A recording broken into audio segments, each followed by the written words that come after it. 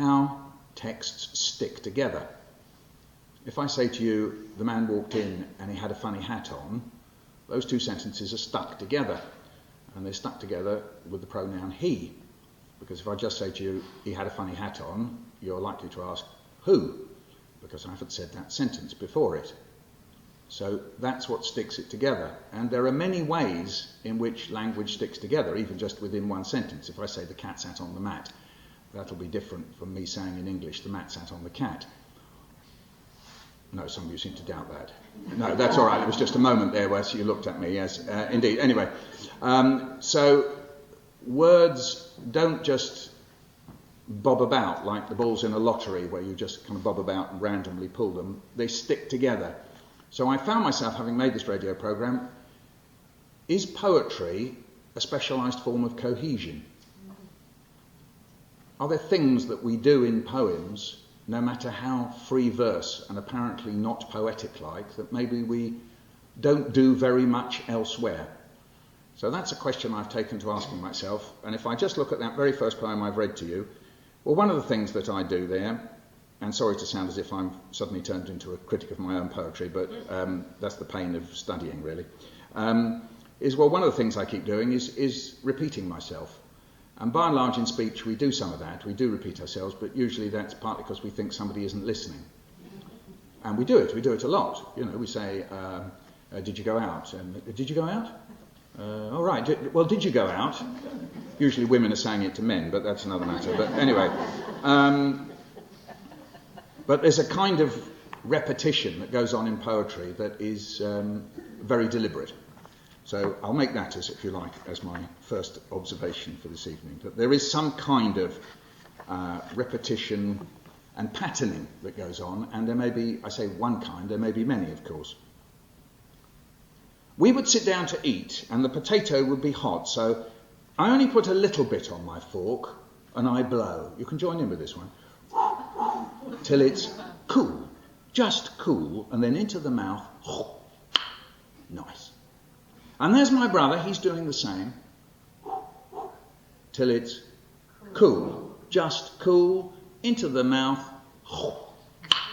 Nice. It's quite hard, that bit, isn't it? Yeah. And there's my mother, she's doing the same. Yes, I did come from that sort of a home. Till it's cool, just cool, into the mouth. Nice. But my dad, what does he do? He stuffs a great big chunk of potato into his mouth, and that really does it. His eyes pop out, he flaps his hands, he blows, he puffs, he yells, he bobs his head up and down, he spits a potato onto the plate, and he turns to us and he goes, "Watch out, everyone, the potato's really hot." Usually when I introduce that one with children, I say, do you know, I had a terrible moment when I was young, and it was when I discovered that my dad, and I leave a long pause, and you can see the whole room thinking, what is he going to say? Ran off with the woman next door. What is he going to say, like my dad did? No, what's he going to say? And I go, when I found out that my dad does not know everything. And then I read that poem. And I think sometimes that the job of a poet when they appear in schools, and I got this line from the folk singer Ewan MacColl, who I worked with for a while, is that you have to warm the room for the event that's just about to happen, and that the room changes, and when the room has changed, then there is a moment that's right for saying the poem. And the job for a performer of poems is to do that. It might be the previous poem, it might be that you strolled up and down or jumped up and down, or you told a joke, but the thing that precedes it is important for the meaning of it. Many of us who came through the 50s and 60s education of practical criticism, it was called, that was led by I.A. Richards and the new criticism, everything was about the poem itself on the page, and that you just looked at the poem. But more and more that we look at the way in which all of us, adults and children, respond to poems and to literature, it's about the reading situation, it's about the reading person, and these situations and the people concerned make the meaning. So I'm very interested in the moment in performance where you can see the meaning being made before I've even read the poem. So I'm always intrigued by myself asking that question about my dad and the fact that that was when I discovered that he didn't know everything. A truly disturbing moment. Also, you never quite know what starts off a poem. We used to have a Conservative government many years ago, led by someone you've not heard of called Margaret Thatcher.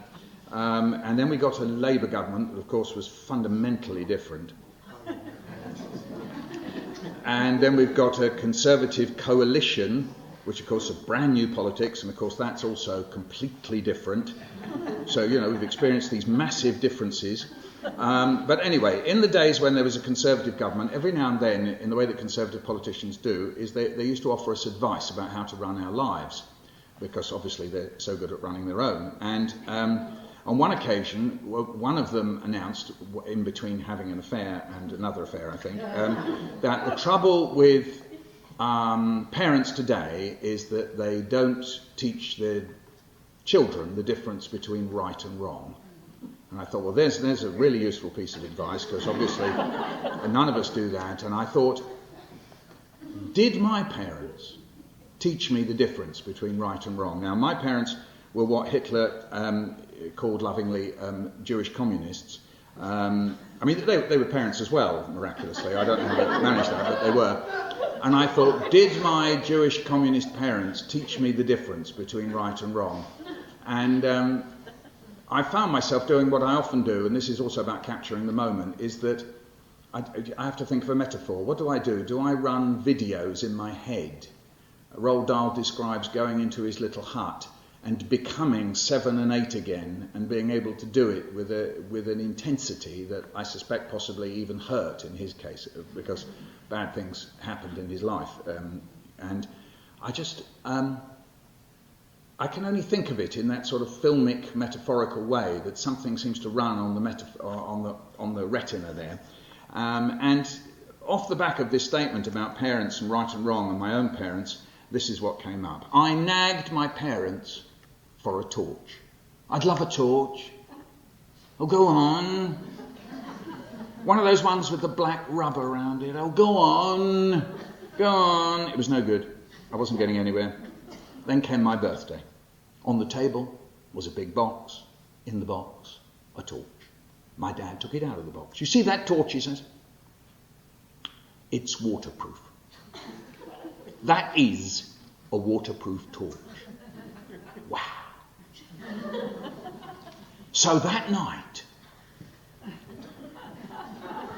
I got into the bath and went underwater swimming with it. Breathe in, under the water, switch on, search for shipwrecks and treasure, up, breathe, under again, exploring the ocean floor.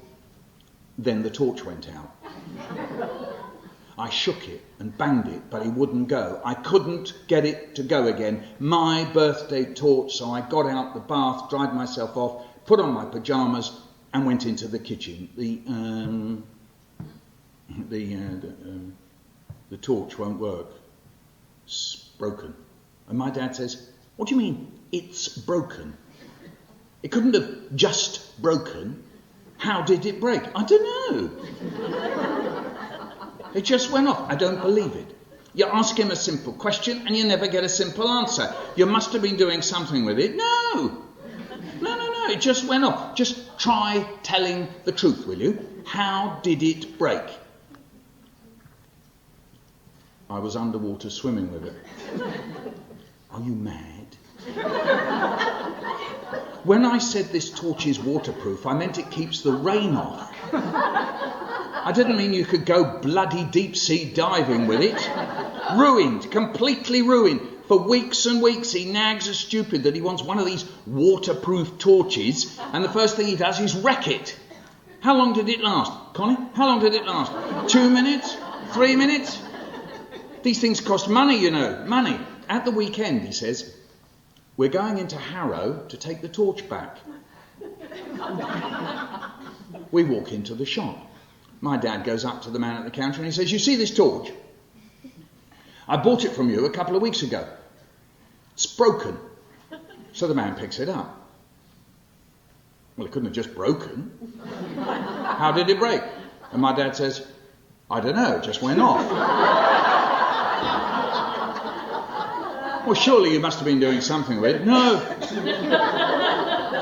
says my dad. No, it just went off. Well, come on, says the man. These torches don't just break down. You must have been doing something with it. So I said, well, actually, yeah. I was in and I got a kick on the ankle from my dad. I was in, all right, it was in the kitchen, and it went off. So the man said he would take it out the back to show Len. Came back a few minutes later and said that Len couldn't get it to work either. You'll have to have a new one, he says. I should think so too, says my dad. Thank you. Outside the shop, my dad says to me, what's the matter with you? You were going to tell him all about your underwater swimming fandango, weren't you? Are you crazy? So anyway, that's how I learnt the difference between right and wrong.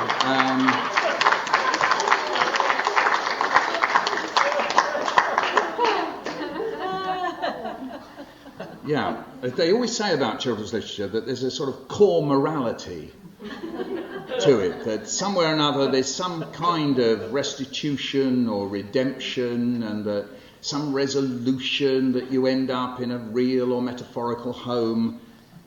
No, I don't find it. I keep looking and I never quite find it in that one, I'm not sure. I will read on. I've written a book, as you heard very kindly from Camilla, I've written a book called Michael Rosen's Big Book of Bad Things, and it's called that because I used to imagine that my dad, he kept some kind of record of all the bad things that I'd ever done, and that because he was very good at reminding me and my brother of past bad things. And as I always tell children, that he had a favourite bad thing to remind us of me in particular, which always used to come in a formula, a little oral formula, which indeed we haven't paid quite enough attention to, I often think, in literature and literary criticism. A long time ago, someone looked at the Odyssey and noticed that there's a lot of phrases keep happening again and again. His name was Mr. Parry, and he kept looking and he said, I wonder if I did some kind of statistical account here. This is before the days of computers, so the poor chap just had to kind of keep columns. And every time he came across something like big-bellied vessel, my ancient Greek is not very good, that's the translation from Paivi Ryu, the big-bellied vessel, then he kind of put a little tick, and then he get 5-bar gates, and then he kept going, until in the end he found that virtually the whole of the Odyssey produced 5-bar gates. And so he came up with this phrase, oral formulae. And then since this incredibly innovative discovery, people have been looking at all kinds of folk literature or epic literature with the same attention. So they did it with Beowulf. Actually, he didn't get past the first 10 lines, but Francis Magoon Jr., but never mind, he got a bit tired, I think. But in fact, it possibly applies to many forms of literature. Some of you will know that the great French critic Roland Barthes, he got to the point in Balzac's novel Sarrasine where somebody says, I love you, and he said, it's already written. Déjà écrit. And this has become a famous phrase, that what we write in some way or another, in a way, has been already written. And so when I think about my parents, and you heard that they were not only academics, but they were great storytellers and singers and jokesmiths, my dad had a way of repeating things, particularly as it happens in this particular case, the bad things I'd done. And one of the bad things that he would remind me of went like this. Oh, yes. I don't know why it always began with that. I don't know who he was talking to with that oh, yes, some inner voice or outer voice. Oh, yes. Like the time you threw your mother's best ring out of the window. It was her grandmother's. Well, that's how I tell it first time, but actually there's two modifications to it. One is that when I say window, I have to point out that we did live in a flat. So when it went out the window, it landed in the street. Yes, that's right. It landed in the street because we lived in a flat over a shop. So it landed in the street outside, and the other thing was, as I used the word grandmother. The word grandmother didn't pass my father's lips. My father was brought up in a house that mostly spoke Yiddish, the language of Eastern European Jews. And he never said the English word. In Britain we call that Bubba. I know over here people tend to say Bobby, but in Britain we tend to call her Bubba, and the grandfather is Zada. Not Zadie, but Zada we say. And so the full phrase goes, oh yes, like the time you threw your mother's best ring out of the window. It was her bubbas. And for those of you who've lived in families where people speak 2 or 3 languages, when you hop between languages, you open another room.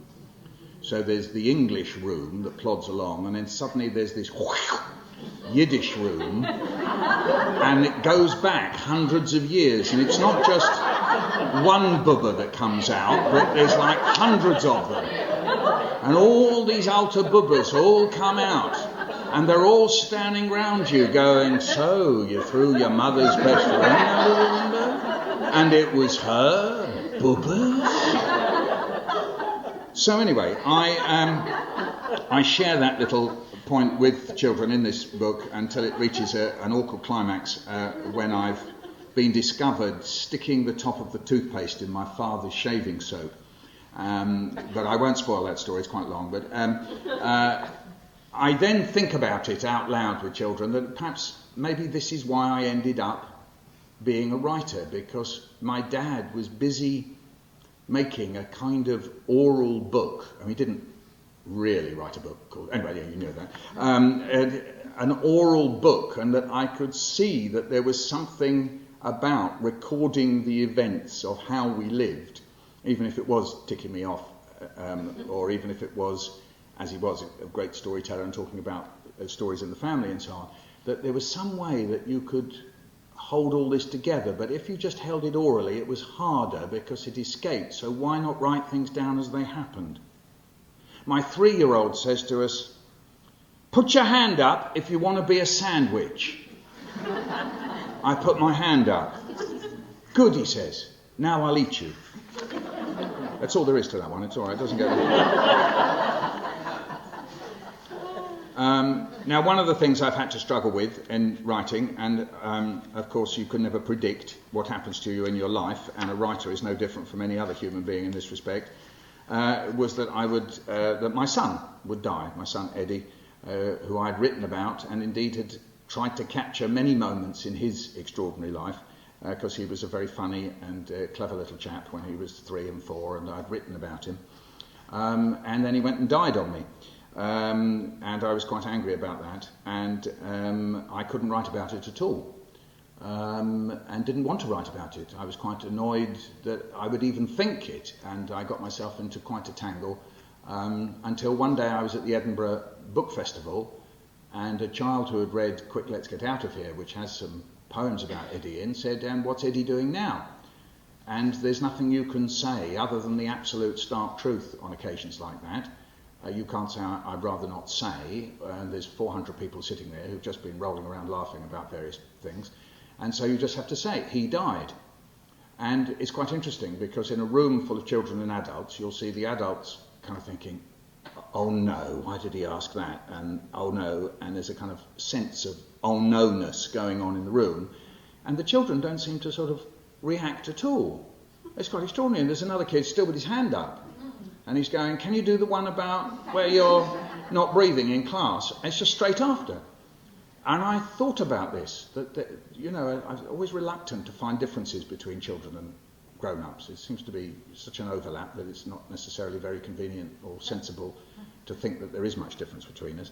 But I certainly noticed this, and then I thought, I ought to answer that question, and so I wrote an answer to it. And the answer came out as The Sad Book. And I imagined that child and answering in a little bit more detail than he died, and then answering the next question about this gag about schools.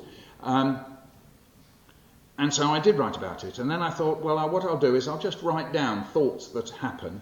And occasionally, of course, those of you, well, all of us, I guess, have known people who've died. We dream about them, don't we? And in the past, people have mixed the dream with the reality, or maybe the dream is reality. I don't want to enter into the particular cosmogony of it. But the dreams are very, very powerful, and when you wake up, you have been with that person. And of course there are many stories, wonderful traditional stories, and also authored stories that